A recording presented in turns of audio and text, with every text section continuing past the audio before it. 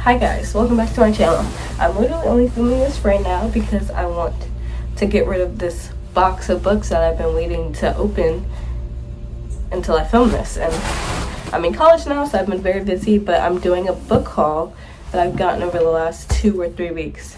So I got the Percy Jackson and the Olympian series just because I really like Percy Jackson, and sometimes I like a fun, young, what are they called? Greek god book. Like, the young ones just, it's not a lot of drama and other stuff. So that's why I got this, because it was at Target, and yeah, I like Percy Jackson. I actually love Percy Jackson, so I got this. If you hear my cold, it's a cold. I don't know what, if I sound stuffed, it's a cold. That's what I meant to say. I got this. I think I got this from Target. I either got this from Target or Barnes & Noble. No, I got this from Target. I got this from Target. The Cruel Prince. No, I definitely got this from Barnes & Noble. I'm so sorry. I got this from Barnes & Noble. And I got this because I feel like I've seen it on Book Talk a lot. I actually have no idea what it's about, but if I'm judging a book by its cover, it looks interesting. And I don't DNF books, so there's that. I got this because I love vampires. I love vampires so much, and I've seen this. I don't know where I've seen this. I think I looked up, if you like Twilight, what kind of books would you like? I have never read the Twilight books. I've watched the movies though. And I'm not reading the books just because I hear that the books are like racist and I'm black. Anyway, so I got this, and it's a vampire book. And I really don't know anything more about it other than it's a vampire book. Oh, it's like Vampire Academy. Maybe that's why I got this book, because I love the Vampire Academy. I read the first book from my library, like on my Kindle, and I loved it, and I love the movie, and it's great. That's one of the books that like is most like the movies I've ever seen, like the contrast. I want to make a YouTube video about that. Like, I read the books and then I watch the movies and I see if they're similar at all, or if I hate the movie or I hate the book or whatever. And this I got because I like mythology, and I'm pretty sure this is about Medusa, but I just really like the cover, and it was 20% off, and I hope this comes off, because that's really not giving. But as you can see, I got it from Target for 20% off. And oh, I got Crave from Barnes & Noble, if you were wondering. Oh, it does come off. Great. Just take this bad boy right on off right now. Okay. And then I got One of Us is Lying from, I think I ordered this off Amazon because I wanted to read it before it comes to show. And I'm really excited to read this because I like A Good Girl's Guide to Murder, and I feel like that gives me the same vibes. I also got this from Barnes & Noble because her African American representation and sci-fi, or what do they call it on Book Talk? I think everything is sci-fi, but they kind of fantasy, and I like fantasy, so I got this book and I'm really excited. And then I got The New Jim Crow, which is nonfiction, I think. It's about mass incarceration in the age of color blindness. And I got this book actually because you have to read it for class, but then I saw a TikTok about it, and once I saw that TikTok, I actually wanted to read it for leisure because it's really interesting. And I feel like I'm a lot, like, as a black female, I'm not really aware of things as much as I should be, and like, does that make sense? Like, I go to HBCU, but I just feel like I'm not as aware as I should be about things that are happening to black people in America, if that makes sense. I don't know if any of that made sense. And then I got this off Amazon. I read this on my Kindle. It's called The Words I Wish I Said. If you have anxiety or depression, or feel like you're unloved in any way, or like, I don't know, I just feel like I have anxiety. I've been through a bad breakup in my life, and this book is one of the most relatable books I've ever read in my life. Like, I just loved it, and that's why I had to get it in a physical copy, because like, it's one of those books you turn a page and you just like read it and you can relate to it in some way. Like, let's see, it's really all about who's the last one on your mind before you go to sleep.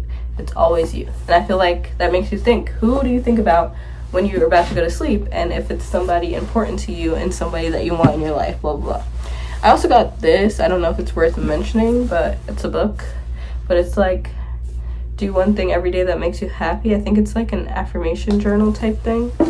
I don't know. But here's why I wanted to make this video, because I got this book outlet haul and I haven't opened it yet, and I want to, so let's get into it. If I can find something to open it that won't damage the process. Here we go.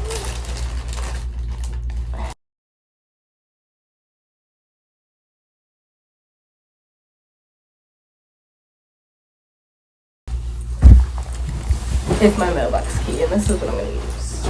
Also, I'm sitting in my book nook. Like, behind me is my actual room, and this is like a little place behind the door that I put a bookshelf and a beanbag chair. And this is probably where I film videos. Oh my gosh, some of these books I forgot I got, and I was about to buy them again. Oh my god, that's so embarrassing. Okay. Book haul, because it's going to be a surprise to me and to you, because I definitely was about to buy this book the other day. It's called The Unhoneymooners, and if you're on Book Talk, you've seen this book probably 700 times at minimum, and it's a contemporary romance, so of course I wanted to read it. So there's that. And I really like The Love Equation, or The Something Equation by Christina Lauren, and so definitely gonna read this. And then I got these books because they're pretty, literally, because I feel like as somebody that reads and has never read the classics, that's kind of weird to me. I don't know, but like, so I got this classic set because how gorgeous is this? Like, oh my gosh. So I got Frankenstein, I got Sherlock Holmes, The Adventures of Sherlock Holmes, and I got Pride and Prejudice, because I really like the movie adaptations of these. Like, I actually kind of like all of them, so I wanted to read the actual book. And these were so pretty on Book Outlet, and they have bookmarks in them. Oh my god, I love these, actually. And yeah, they're so pretty, actually. Oh my gosh, they look way better than I thought they would. And then I got this book, which is probably what I'm gonna read right now, because it's like, I don't want to. It's a Pride and Prejudice remix with black people. Yeah, that's all I know about it. It's a Pride and, look at this art. Oh my gosh. Oh my gosh. You know who he reminds me of? Keith Powell. What is his name? Keith something. Keith something. He looks like him to me. But yeah, it's a Brooklyn Pride, Family Pride. Okay. Zuri has pride, Brooklyn pride, family pride, and pride in her Afro-Latina roots, but pride might not be enough to save her rapidly gentrifying neighborhood from becoming unrecognizable. When the wealthy Darcy family moves in across the street, Zuri wants nothing to do with their two teenage sons, even as her older sister, Jane, starts to fall for the charming Ansley. I feel like I should read The Pride and Prejudice, then read this. But with four wild sisters pulling her in different directions, cute boy Warren vying for her attention, and college applications hovering the horizon, Zuri fights to find her place. And this timely update of Jane Austen's Pride and Prejudice, critically acclaimed author, can't say that name, skillfully balances cultural identity, class, gentrification against the heady magic of first love and her vibrant. Yeah, I'm reading this, but I think I should read Pride and Prejudice first. I'm actually really in love with that art of the Percy people. And then I got American Royals, which I definitely was going to get again because I didn't know I bought it already. And this is the Washingtons, the right descendants of George. That's right, the descendants of George have been on the American throne for 2.5 centuries. They're the most famous family in the world. But behind the glittery ballrooms and perfect public personas are romances, scandals, secrets that could cost them their throne. And it's just like an American version of the British family and like their drama. And I think it might be good. I really don't like the paper in this book for some reason, but I guess I'll live. And then, oh, this book I'm actually really excited about, Killing November. It's like this girl is like the daughter of assassins or something, and she goes to this academy in the middle of nowhere, and she finds out that they're training her to be an assassin or something like that. At the academy, I can't say that. Classes range from knife throwing and poisonings to the art of deception, and the students, all silver spoon descendants of the world's most elite strategists. Huh. And her name's November, which is cool because there's this book called November 9. Like one of my favorite songs by Rod Wave is Gone Till November, and then there's this book, and then there's the November 9 book for Colin Hoover, and they all remind me of that song, and I think it's funny. But this is that, and I also don't like the paper in this book, but I'll live because I really want to read this book. And then I got this book that I didn't realize was going to be so big. Oh my god. It's the Gone series, and this is not how it looked on, like, it was a different cover on the website, but I guess I'm not mad about it. Like, I don't really care, but it's big. That's like a lot of pages. That's enough slices.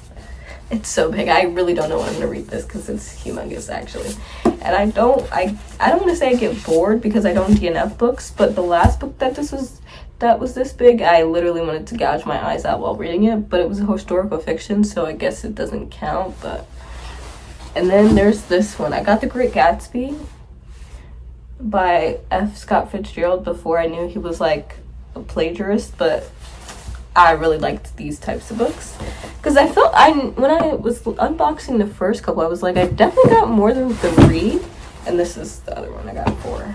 But they're like, the texture is so nice, and they just look so pretty, and they do that lineup thing that everybody on Book Talk loves. So yeah, that's my unboxing. All the books that I got, now I can finally read them if I ever have time because I'm a college student.